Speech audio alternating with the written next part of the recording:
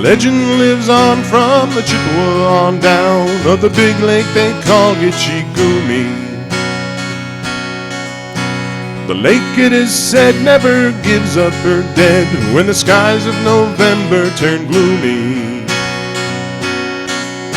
With a load of iron ore 26,000 tons more than the Edmund Fitzgerald weighed empty.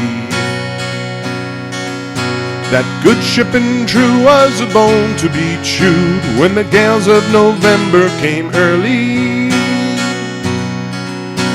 The ship was the pride of the American side, coming back from some mill in Wisconsin. As the big freighters go, it was bigger than most, with a crew and good captain well seasoned. Concluding some terms with a couple of steel firms when they left fully loaded for Cleveland. And later that night when the ship's bell rang, could it be the north wind they'd be feeling?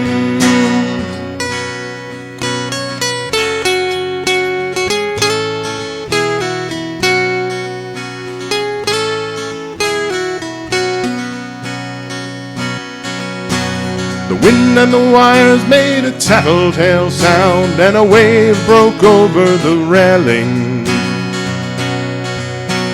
And every man knew, as the captain did too, 'twas the witch of November come slashing. The dawn came late and breakfast had to wait when the gales of November came slashing. When afternoon came, it was freezing rain and the face of a hurricane west wind.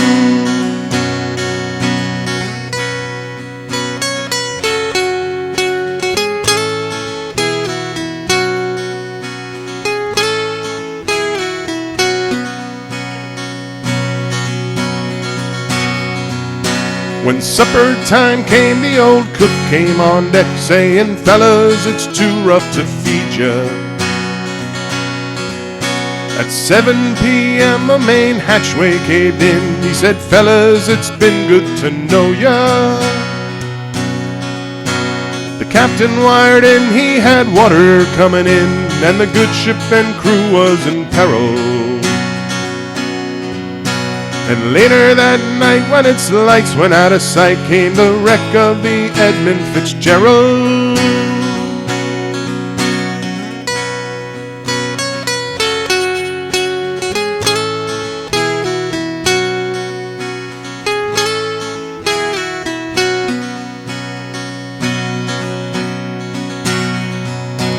Does anyone know where the love of God goes when the waves turn the minutes to hours?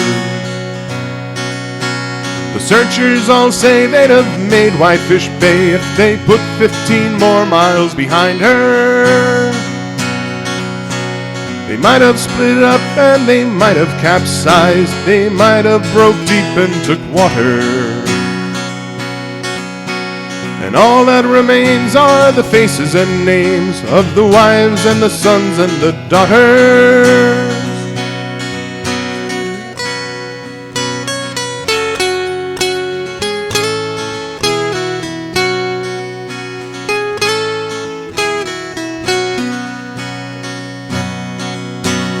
Lake Huron rolls, Superior sings in the rooms of her ice water mansion.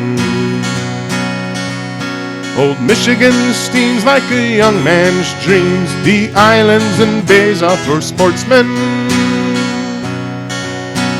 And farther below, Lake Ontario takes in what Lake Erie can send her. And the iron boats go, as the mariners all know, with the gales of November remember.